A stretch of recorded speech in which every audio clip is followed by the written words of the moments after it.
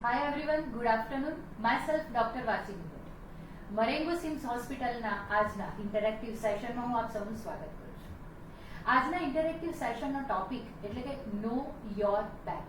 કમરના દુખાવાના વિશેની બધી જ જાણકારી, તેના કારણો, તેના લક્ષણો, તેના નિદાન અને તેની સારવાર, આ બધી જ માહિતી માટે આપણી સાથે જોડાયા છે મરેંગો સિમ્સ હોસ્પિટલના expert doctor YC Shah. He is a senior consultant neurospine surgeon. Sir, આપનું ખૂબ ખૂબ સ્વાગત છે આજના શોમાં. થેન્ક યુ વાચીની. નમસ્કાર દર્શક મિત્રો. આજનો આપણો ટોપિક એટલે કે કમરનો દુખાવો. સર, સૌથી પહેલો ક્વેશ્ચન તો એ થાય કે કમરનો દુખાવો, એના માટે ડિસ્કશન કરવું, એ ટોપિક વિશે જાણવું કેમ આટલું અગત્યનું છે? ડોક્ટર વાચીની, this is a very good question.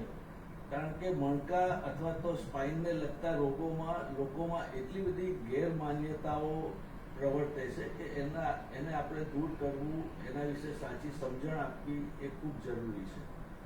આજે આપણે જોઈએ તો 80% લોકોમાં ઇન ધેર લાઈફ ટાઈમ ક્યારેક ને ક્યારેક એકથી વધુ વાર કમરના દર્દોથી પીડાય છે, અને એની ગેરમાન્યતાઓને કારણે લોકો વધારે પરેશાન થતા હોય છે. એટલે આપણે આજે થોડીક ગેરમાન્યતાઓ, એની મિથ્સ દૂર કરવાનો પ્રયત્ન કરીશું. ખૂબ જ સાચી વાત છે. સર, હવે કમરના દુખાવાની વાત કરીએ તો કયા કયા કારણો હોઈ શકે? કમરના દુખાવાની વાંચીની આપણે જોઈએ તો આપણા ગ્રેટ ગ્રાન્ડફાધર તો એ લોકો 70, 75, 80 વર્ષ સુધી કમરનો દુખાવો શું એનો કંઈ એમને પ્રોબ્લેમ જ નહોતો. સાધારણ કદાચ ની આર્થરાઇટિસ હોય પણ કમરનો દુખાવો આટલો બધા પ્રપોર્શનમાં થતો નહોતો. આજે મેં આગળ કીધું એમ 80% લોકોમાં કમરનો દુખાવો લાઈફ ટાઈમમાં થાય છે. પહેલાં જ્યારે પણ કમરનો દુખાવો થતો હતો એ ઓલ્ડ એજનો રોગ કહેવાતો હતો. હવે યંગ જનરેશનની અંદર because of their professional હેઝાર્ડ્સ, continuous બેસીને કામ કરવાનું, કમ્પ્યુટર ઉપર કામ કરવાનું, ગરદન ઝુકાવીને આ પોઝિશનની અંદર કામ કરવાનું, એના કારણે આ રોગો હવે યંગ જનરેશનમાં પણ જોવા મળે છે. બીજું એક કહું તો આઈ શો યુ, આ એક સ્પાઇનનો મોડલ છે. આ સ્પાઇનનો આપણો કર્વ છે એ એસ શેપનો કર્વ છે. એ નોર્મલ સ્પાઇનનો કર્વ કહેવાય. હવે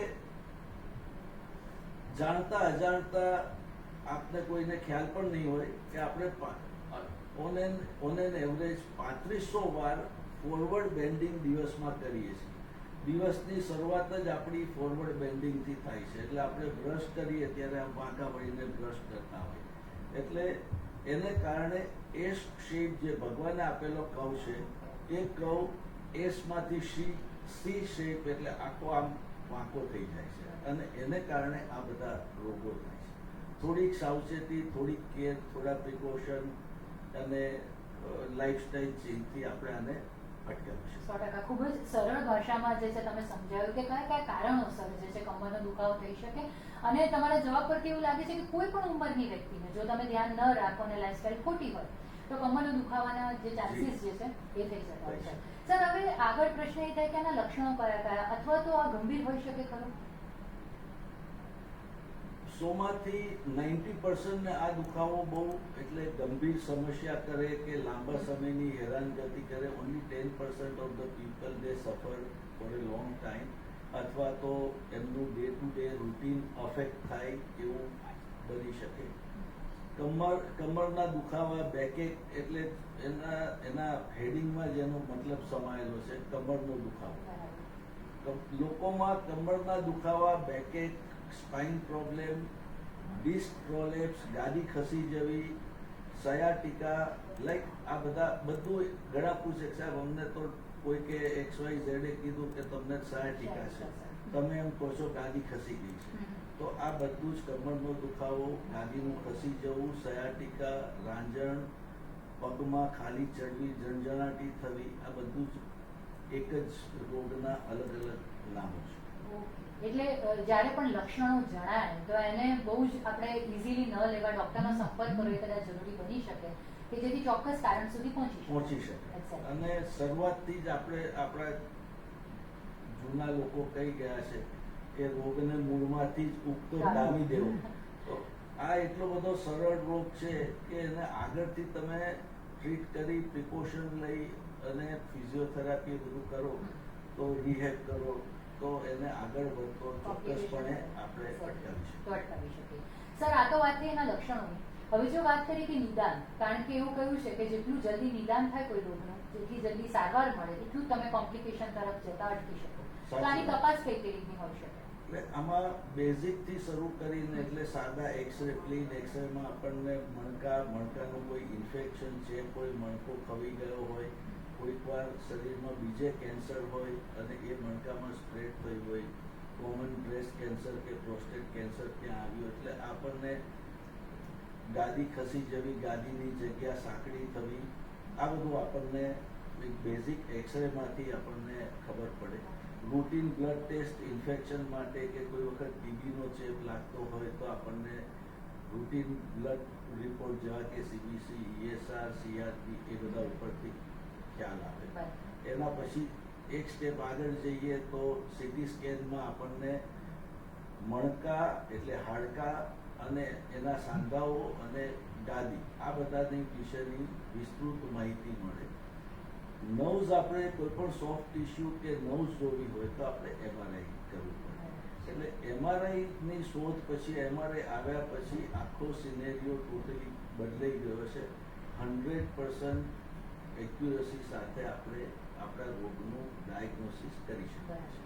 એટલે જેમ જેમ ટેકનોલોજી આગળ વધે એમ સચોટ નિદાન જે છે શક્ય છે એ ખરેખર હેલ્પફુલ થઈ શકે છે. 100% સર. અને હવે વાત કરીએ સારવારની, અને કોઈ પણ જ્યારે દુખાવાની વાત હોય અથવા તો કોઈ પણ ડિઝીઝની વાત હોય તો સારવાર મુખ્યત્વે આઈધર મેડિકલ હોય, મેડિસિનલ ટ્રીટમેન્ટ હોય ઓર સર્જિકલ હોય. તો આમાં સારવાર કયા પ્રકારની હોય છે? આમાં એક તો પહેલી એક ગેરમાન્યતા દૂર કરીશ કે લોકોને એમ થાય કે કમરનો દુખાવો છે અને ડોક્ટર પાસે જઈશું એટલે પહેલું MRI કરાવશે અને બીજું સર્જરીની સલાહ આપશે. તો 100માંથી 90% ઓફ ધ પેશન્ટ કોઈ પણ જાતના ઓપરેશન કે ઇન્ટરવેન્શન વગર સારા થઈ જતા હોય છે. એટલે બેઝિક મેડિકલ થેરાપી એટલે મેડિસિન્સ, ફિઝિયોથેરાપી, શેક આ બધાથી સારા થઈ શકે. એટલે આને ગ્રોસલી 3 પાર્ટમાં આપણે ડિવાઈડ કરી શકીએ: મેડિકલ ટ્રીટમેન્ટ, ઇન્જેક્શન ટેકનિક અને ઓપરેશન. મેડિકલ ટ્રીટમેન્ટમાં મસલ રિલેક્શન, મસલ સ્પાઝમ થાય, દુખાવાની દવાઓ, નસ દબાતી હોય, ઝંઝણાટી થતી હોય તેની સ્પેશિયલ દવાઓ, હવે ખૂબ સારી દવાઓ અવેલેબલ થઈ ગઈ છે. ગરમ કે ઠંડા પાણીનો શેક, અને જ્યારે દુખાવો થોડો ઓછો થાય તો કંટ્રોલમાં થાય પછી એની special physiotherapy at a right time under the guidance of a doctor. This is medical treatment. આનાથી જેને બહુ ફાયદો ન થાય તો સેકન્ડ સ્ટેજમાં અમે જઈએ ઇન્જેક્શન, એટલે જેને એપિડ્યુરલ ઇન્જેક્શન અથવા તો ટ્રાન્સફોરામિનલ ઇન્જેક્શન કહેવાય, કે જે ગાદી ઉપર સોજો હોય એ ગાદી ઉપર આપણે ઇન્જેક્શન આપી એ સોજાને ઓછો કરવાનો ટ્રાય કરીએ. આમાં ગાદીના સોજામાં 3 જાતના તમે અહીંયા જોઈ શકશો કે 3 જાતનું ગાદીના સોજા. એમાં ગાદીનો સોજો અથવા તો આવી રીતે ગાદી બહાર ખસી જવી, ગ્રેડ 1 અને 2, તો એ 100% દવા, ફિઝિયોથેરાપી, શેક, મસાજ એ બધાથી જ સારું થઈ જાય છે. ગ્રેડ 2માં થોડું એડવાન્સ હોય તો આપણે કમરમાં ઇન્જેક્શન આપવું. આપણે આ બેથી ફાયદો ન થાય અને જ્યારે આ યલો છે એ નસ છે અને રેડ છે એ ગાદી બહાર નીકળી અને આ નસને દબાવે છે. એને એક્સટ્રુડેડ ડિસ્ક કે સિક્વેસ્ટર એટલે ગ્રેડ 3 કે ગ્રેડ 4ની ગાદી ખસી ગયેલી કહેવાય. તો એ વખતે દવાથી જેને ફાયદો ન થાય એમાં આપણે ઓપરેશનની જરૂર પડી શકે. ઓપરેશનમાં પણ હવે પહેલાં જેવું નહોતું. જ્યારે 1990sમાં હું પાસ થયો ત્યારે એવું હતું કે આખો મણકો ખોલી મેક્સિમમ કરવાનું. હવે from maximum we have move to minimum. MIS minimal invasive surgery અથવા તો એન્ડોસ્કોપી એટલે દૂરબીનથી થતી સર્જરી. એટલે સર્જરીમાં 1 સેન્ટીમીટર જેટલા કાપામાંથી ઘણી વખત ટ્રાન્સફોરામિનલ એન્ડોસ્કોપી કરીએ તો ઇવન ટાંકો લેવાની પણ જરૂર નથી પડતી. એવી ટેકનિકથી ઓપરેશન કરી જે ખરાબ ગાદી અથવા તો નસને દબાવતી જે ગાદી છે એ ગાદીને આપણે દૂર કરી નસ પરનું દબાણ દૂર કરી શકીએ. એટલે હવે જેમ ડાયગ્નોસિસમાં આપણે કીધું કે બહુ એડવાન્સ થઈ ગયા અને 100% એક્યુરેસી MRI પછી આવી, સેમ વસ્તુ અહીંયા એપ્લાય થાય છે કે માઇક્રો સર્જરી પછી એન્ડોસ્કોપિક સર્જરી પછી આખો સિનેરિયો બદલાઈ ગયો છે.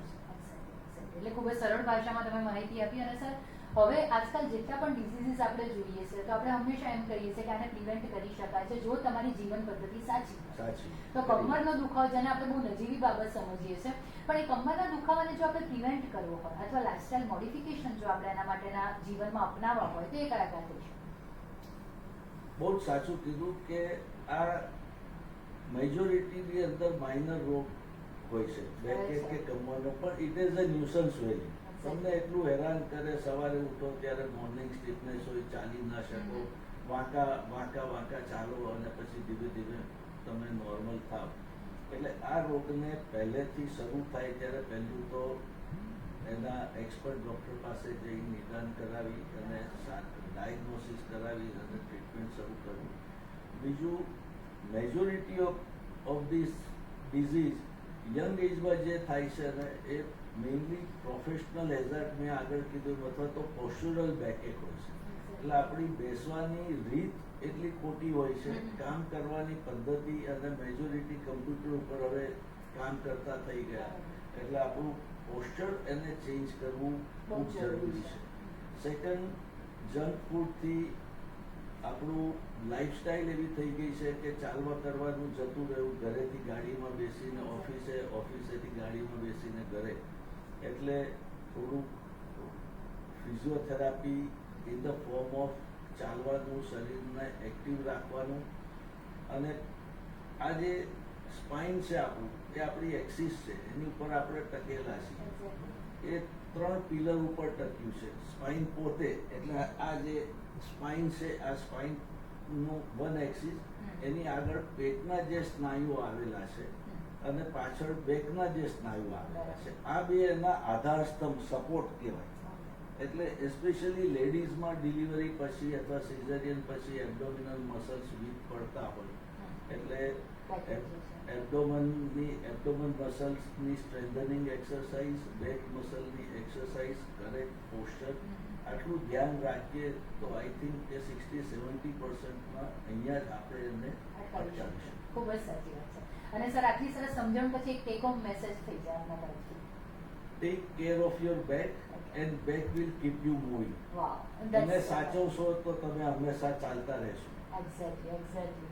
એટલે આજે ખૂબ જ સરળ ભાષામાં આખો કમરનો દુખાવો જે છે, કારણોથી લઈને એના લક્ષણો, નિદાન, એની સારવાર અને પછી પ્રિવેન્શન અને ટેક હોમ મેસેજ સાથે છે, જે સરળ ભાષામાં તમે દર્શકો સાથે રજૂ કર્યો તે બદલ આપનો ખૂબ ખૂબ આભાર. Thank you Vashini. નમસ્કાર દર્શક. અને આવી જ રીતે દર શુક્રવારે મળતા રહીશું FB પર ઇન્ટરેક્ટિવ સેશનની સાથે, અમારા અલગ અલગ એક્સપર્ટ્સની સાથે, મરેંગો સિમ્સ હોસ્પિટલના પેજીસ પર.